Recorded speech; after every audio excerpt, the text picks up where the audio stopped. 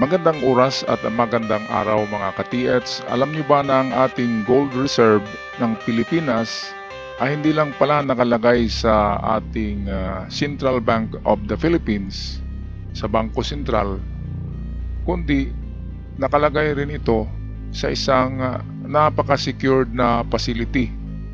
Ito ang tinatawag na the safest vault of the world. Safest vault of the world na makikita natin at matagpuan sa bansang Inglaterra o England. At alam niyo ba na meron pa rin tayo palang nakadeposito na gold reserve sa World Bank. Kaya meron tayong tatlong hiwalay na mga secured safe vault na pinaglagakan ng ating yaman ng Pilipinas. Ito yung ating gold reserve. Okay, at para atin mapanood itong magandang video na ito, at para sa karagdagang kaalaman at impormasyon, atin panoorin ang detalyadong video ni O Republic. Ito ang Bank of England, ang sentral na bangko ng United Kingdom. Itinatag ito noong 1694 upang pamahalaan ang finances ng gobyerno ng England. Isa ito sa pinakamatandang bangko sa mundo at naging modelo ng iba pang central banks sa mundo. Matatagpuan ito sa Threadneedle Street sa London. Isa sa mga pangunahing tungkulin nito ang pagbabantay sa humigit kumulang 400,000 gold bars na nakaimbak sa siyam na high security vaults na tinatayang nagkakahalaga ng mahigit 200 billion pounds o humigit kumulang 12 trillion pesos. Ang mga gold bar ay iniimbak sa underground vaults na may mahigit 15 meters ang lalim at napalilibutan ng 2.4 meters na konkretong pader bilang proteksyon. Noong 1970s, ipinatupad ang triple control system kung saan kailangang aprubahan ng tatlong team ang bawat access sa vault. Kabilang dito ang bullion operations, customer bank team at audit team. Dahil sa istriktong sistemang ito, ni isang gold bar ay hindi pa kailanman nanakaw mula rito. Ito, so napakaganda pala ng facility na ito dahil napaka-safety. Ayon sa history ay noon pa man ay walang nawawala kahit ni isang gold bar kasi maganda talaga at magaling yung mga empleyado diyan at hindi magnanakaw ha. Kung dito lang yan sa Pilipinas ay sigurado ubos na yan. Ngayon, bakit napaka-secured nito? Kasi ang nakapalibot pala na konkreto dito ay 2.5 meters ang kapal. Kaya kung tingnan nyo, kahit bunker buster ay mukhang mahirapan sa pag-penetrate dito kasi 2.5 meters ang kapal. Plus, nakabaon pala ito underground sa lalim na 15 meters. So 15 meters from the surface. Doon ginawa itong napaka-safe na facility. At ang timbang pala ng mga gold dito ay standard 21 kilograms bawat isa ng gold bar. Mamaya makita niyo bubuhatin ni Idris Silva. Si Idris Silva ay isang artista sa Hollywood. Ito yung lalaking Black American na narito. At napaka pala, akala ko ba ay nasa Central Bank at World Bank lang ang ating mga ginto. Yun pala ay meron din tayo dito sa safest vault in the world. Ito yung Bank of England, mga kababayan. Ewan ko lang kung merong Marcos Gold dito, pero yung binalita kasi dito ni O Republic ay ito yung gold reserve natin. Okay, so balik tayo sa video. Ngayon, mahigit 72 overseas central banks ang may gold account sa Bank of England. Kabilang dito ang Germany na may 438 tonelada, Switzerland na may 224 tonelada, at Austria na may 208 tonelada ng ginto. Ngunit bakit kaya mas pinipili ng maraming bansa na rito sa Bank of England itago ang kanilang gold reserves kaysa sa sarili nilang mga bangko? Unang dahilan, mas secure ang Bank of England, kaya't mas safe ang gold nila rito. Ito, sandali lang mga kababayan. No? Ito na yung totoong gold bars dyan sa loob ng safe vault. Malalaki ito, 21 kilograms. Ayan o, kung nakita nyo, malalaki yan na size at makakapal. So, ganyang kalaki ang 21 kilograms. So kung tayo mag treasure hunt, karamihan ng Japanese gold bar ay nasa 15 to 20. So ganito kalaki, 15 to 20 kilograms karamihan ng tinunaw ng Japanese na mga gold bars. Kaya nga lang itong nasa Bank of England na narito ngayon, nakikita natin, ito'y purong 24 carats gold. 24 carats gold, pinakamataas na carats ng ginto. At yung Yamashita Treasures naman na gold bar na tinunaw ng mga Hapon, yun ay halo-halo na kasi yun ng mga alahas na tinunaw, kaya hindi na siya 24. Naglalaro na lang yun sa 18 to 21 carats. Yung mga, o minsan bumaba pa kasi Duri gold halo-halo. So minsan nagiging 14K to 18K, pinakamataas na yung 22K kapag Yamashita gold bars na atin na mahukay. Kaya hindi ganun kalaki ang computation ng Yamashita gold bars kasi hindi nga ito refined gold. Hindi ito 99.99% kasi hindi refined. Tinunaw lang ito ng mabilisan, ng madalian ng mga sundalo para gawing gold bar para sa emperor. Pero itong narito ngayon sa Bank of England, ito yung standard na refined gold 24 carats at standard din ang timbang na 21 kilograms bawat isa. Napakaganda mga kababayan, mga katiyats, kapag ganito ang nahukay natin.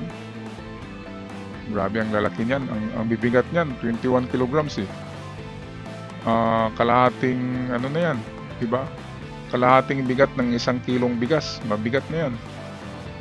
Okay, so patuloy tayo sa video ni O Republic.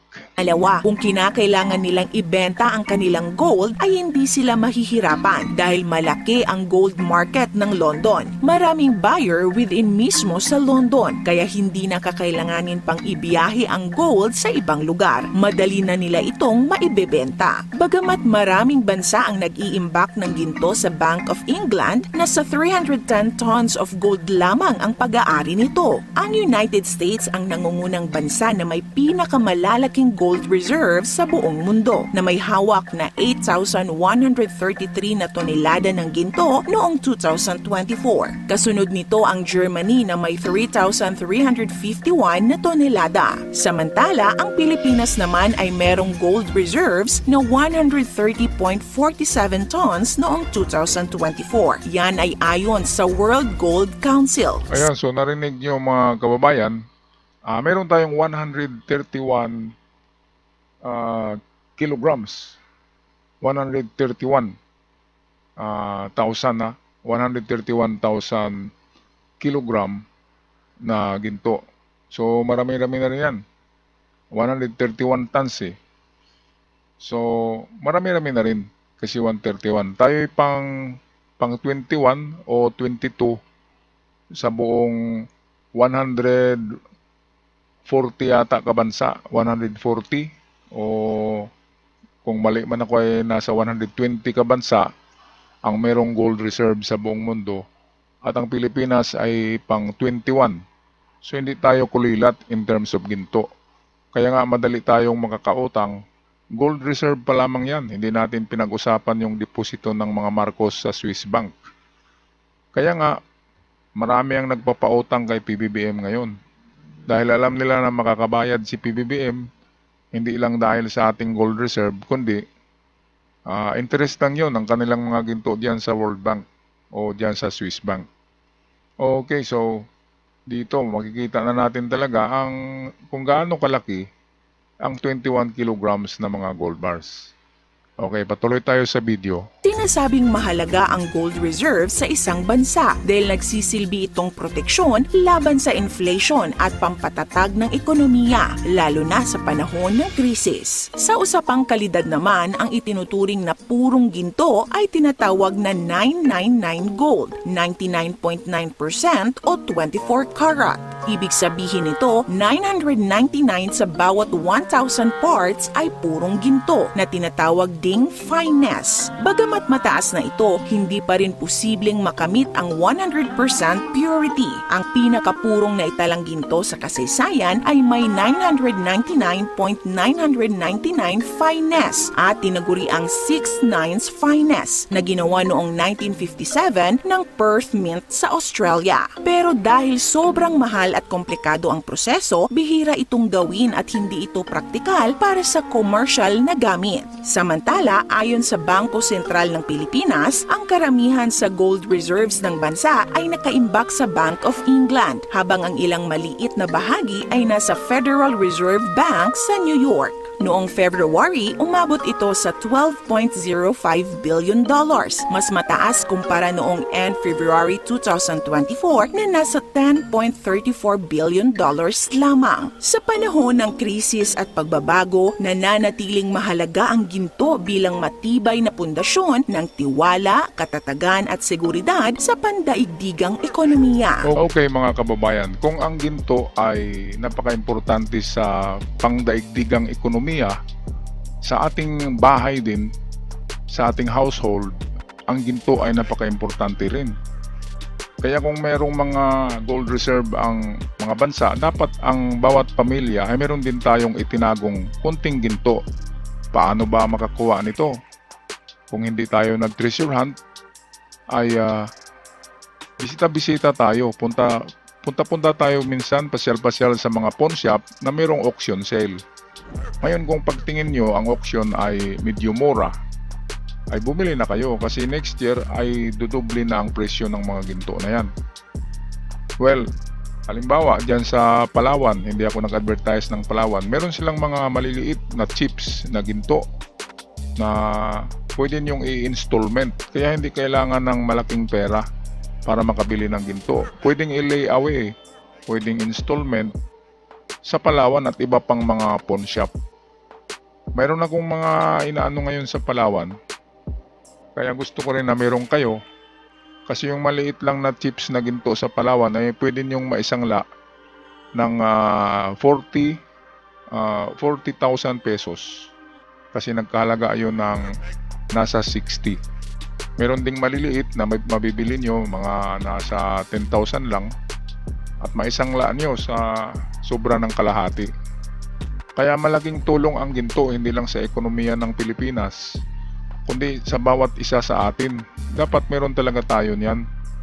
Kasi kung magkasakit tayo at wala pa tayong sweldo, lalo na kapag wala na tayong trabaho, ay meron tayong maisangla kaagad at malaking tulong. Kasi sa sanglaan, kapag nangsangla tayo, 2 to 3% lang ang tubo monthly. Kung mangutang tayo sa labas, sa mga kooperatiba, sa mga bangko, kapag nangutang tayo, ang laki-laki ng tubo, ang taas ng tubo at compound pa ang tubo nito. At marami pa tayong pipirmahan, di ba, kung mangungutang tayo. Pero kapag meron tayong ginto, isang pitik lang ng ating daliri ay meron na tayong pera sa bulsa. Napakaganda talaga ng ginto, mga kababayan. Kaya nga ito yung international na monetary noong nakaraang mga siglo, di ba? Ginto, katulad ng pilonsitos ng Pilipinas, yun ang ating barya na pambili ng kung ano-ano. Kaya sa ating mga ka-TH, mga treasure hunter, kahit hindi tayo makakuha ng Yamashita Gold, ay ano-ano na rin tayo. Ipon-ipon tayo kunti ng kahit maliliit lang na mga ginto, mga rematado lang sa pawn shop para makamura kayo. Pero kahit rematado yan, ay mataas pa rin ang pagtanggap niyan. Kapag iprenda, malaking tulong kasi ang per gramo ngayon ay tumaas na, nasa 6,500 na ang gramo ng ginto. Kaya yung mga naipon nyo ng mga matagal na mga ginto ay dubli-dubli na yan ngayon. Ayon sa mga pawn shop dito sa amin, and every 6 months ay tumataas ang presyo ng ginto. Kaya ipon na tayo mga ka-TH, bili na tayo sa auction sale, sa rematado, sa layaway, sa installment basis. O kaya anong masasabi nyo dito sa napakagandang video na ito na mayroon pa pala tayong ibang ginto na nakatago sa The Bank of England? Okay, so huwag kalimutan mag-subscribe sa mga bago pa lamang sa ating channel para lalago ang ating treasure hunting channel. Ako'y magpaalam na hanggang sa muli. Paalam at ingat ang lahat.